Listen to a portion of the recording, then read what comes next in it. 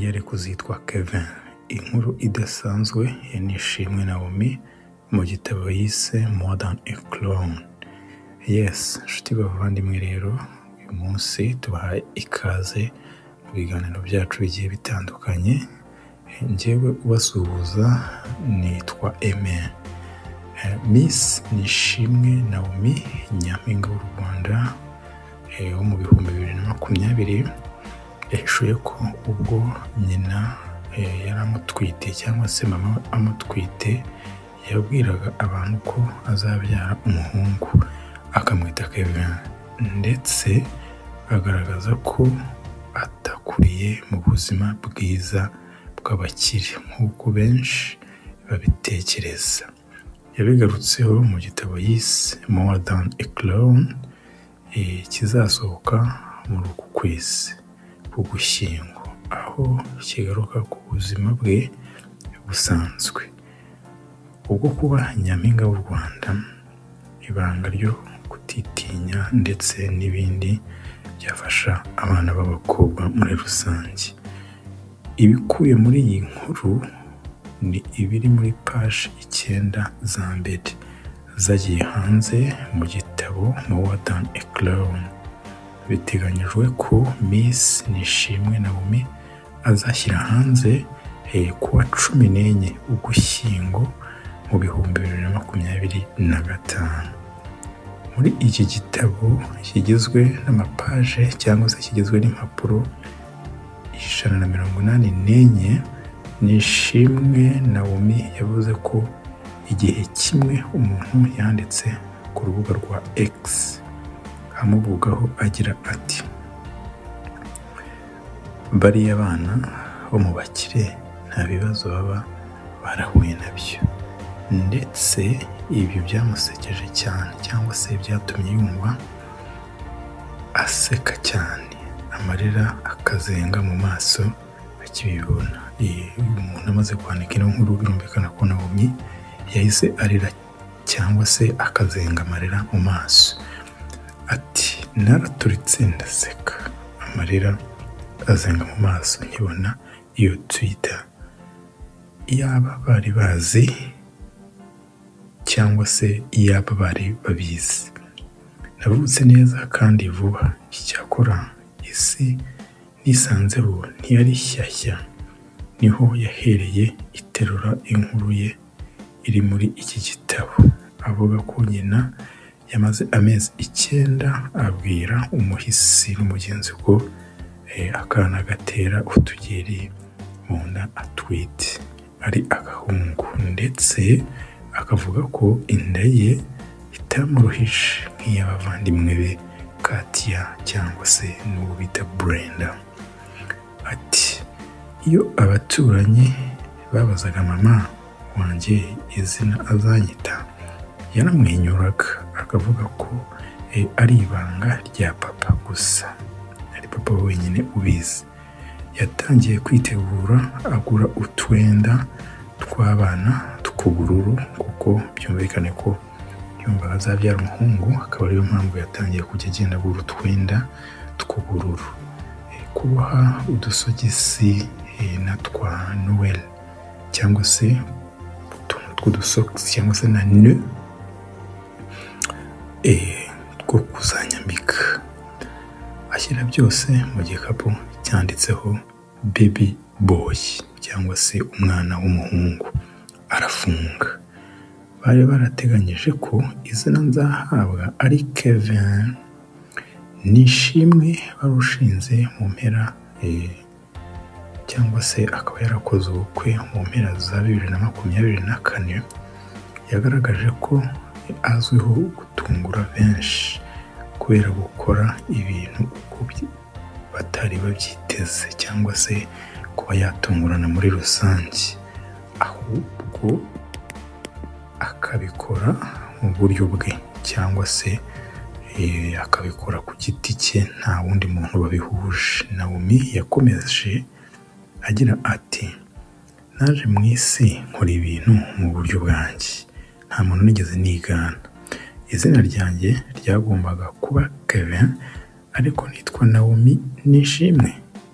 hari umugani udasanzwe wa kinyarwanda uvuga ngo so nta kwanga akwita nabi, ariko igisobanuro cyane ishimwe kirumvikana rwose.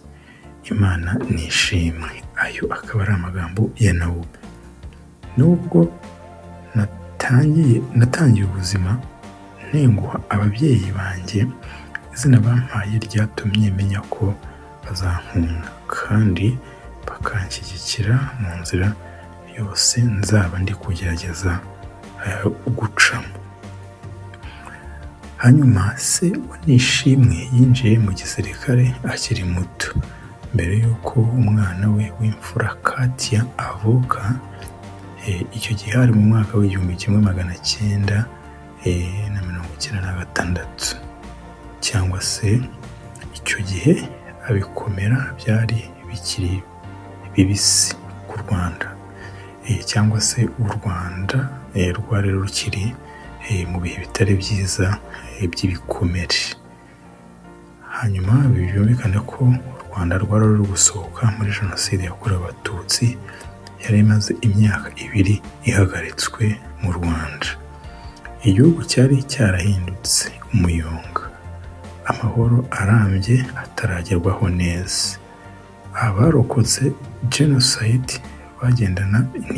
bagendanaga intimba ku mitima yabo, umubabaro n'ishavu, barihebye batazi ko ahazaza hazamera. Imiryango yari ikigerageza gushakisha niba hari abayo barokotse, cyangwa se bashakisha mu nzu zihinduwe umukara n'imyotsi, cyangwa se nyuma yo gutwikwa, bagerageza gusana inyubako zasenywe. Ari nako barwana no kongera kugira icyizere cy'ubuzima cyangwa se cyo kubaho. Nishimwe avuga ko ubwo ni Miss Nawomi avuga ko se wagize uruhare mu rugamba rwo kubohora igihugu atabaga ari hafi ya Kigali, kandi niho bakuriye. Yabaga akora akazi ko gufasha imiryango kongera kubonana no kwiyubaka, nubwo byamusabaga gusiga umuryango we. Nawomi yaragize ati Katia nibyo bihe by'ingume yavukiyemo.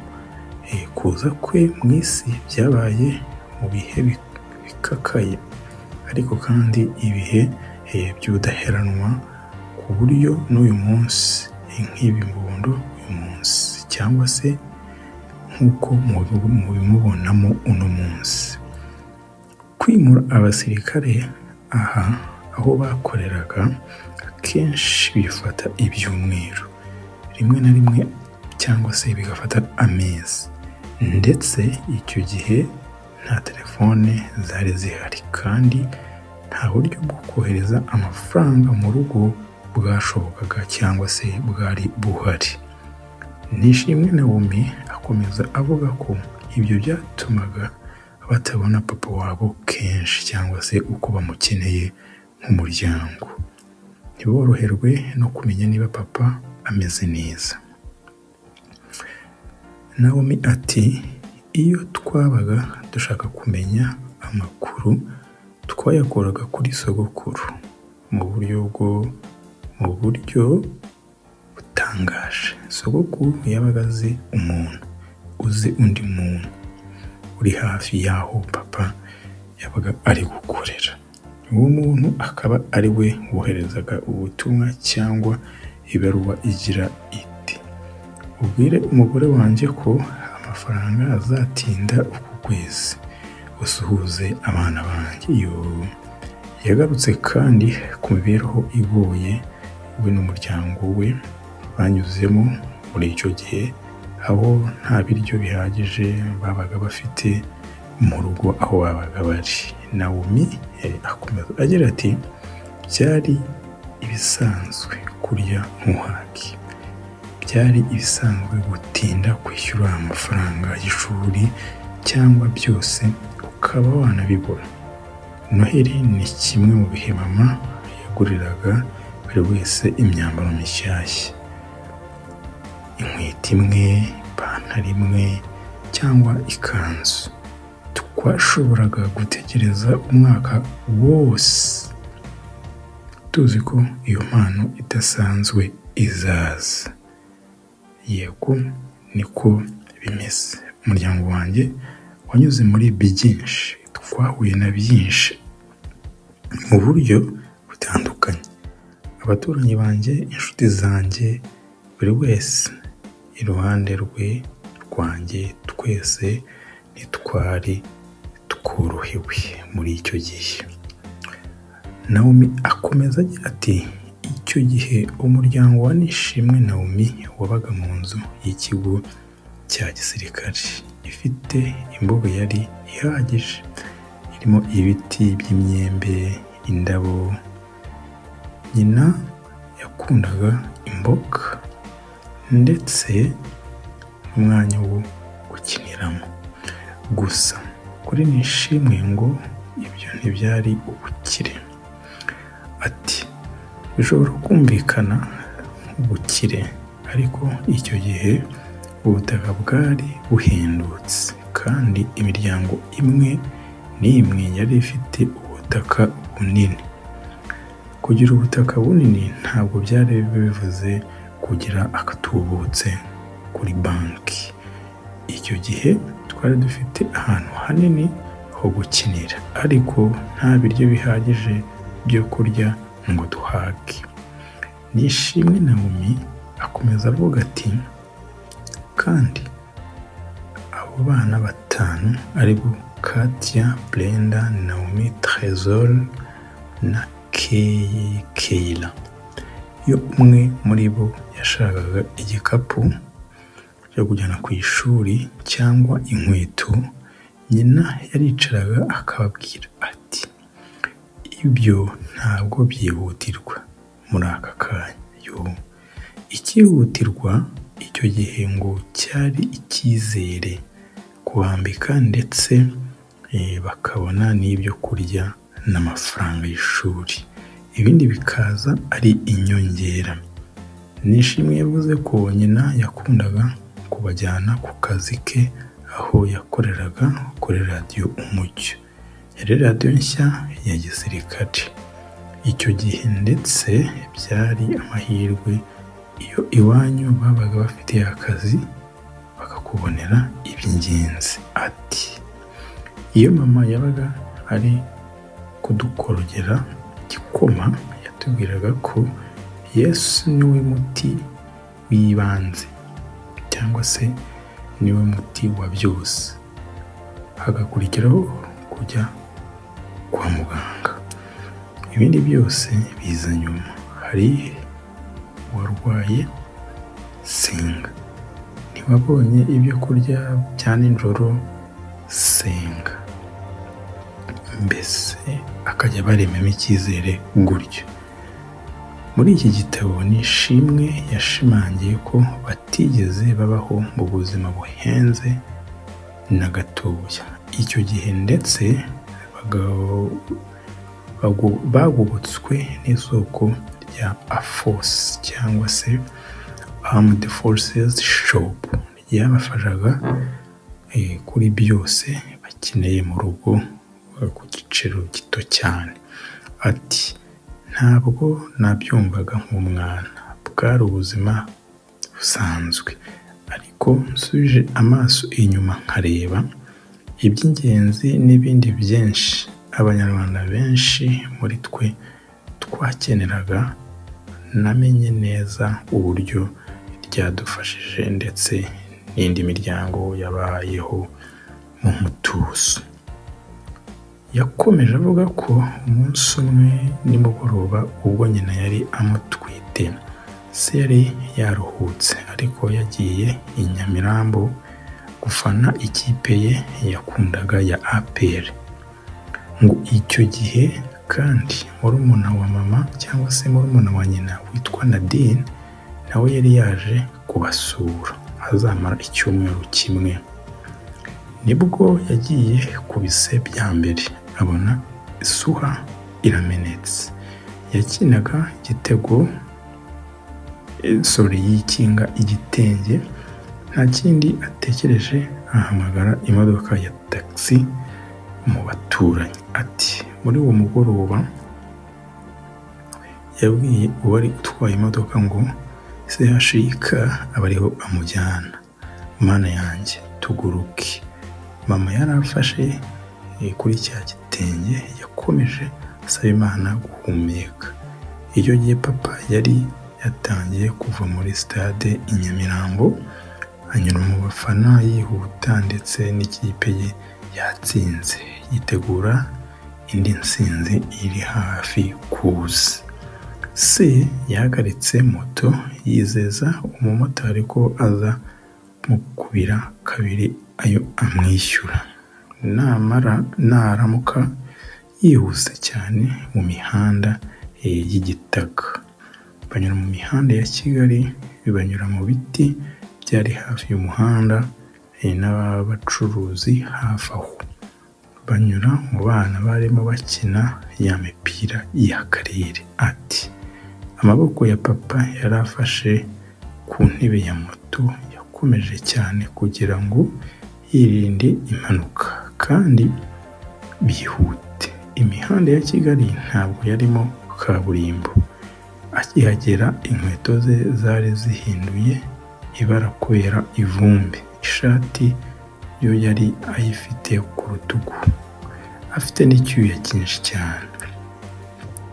Nishimwe Naomi akomeza avuga ko se yasimbutse kuri moto atambika mu kirongozi cy'ibitaro atazi neza aho ari. Ati ikirongozi cy'ibitaro cyanogagamo imiti. Yihanaguye icyuya mu gahanga akoresheje ukuboko, ahumekera hejuru, asunika urugi rw'aho ababyeyi babyarira nk'uwari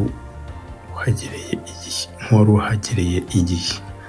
Gusa yari yakererewe cyane, cyangwa se yahageze mu gihe gikwiye, bitewe n'uburyo wowe waba uri kubibona.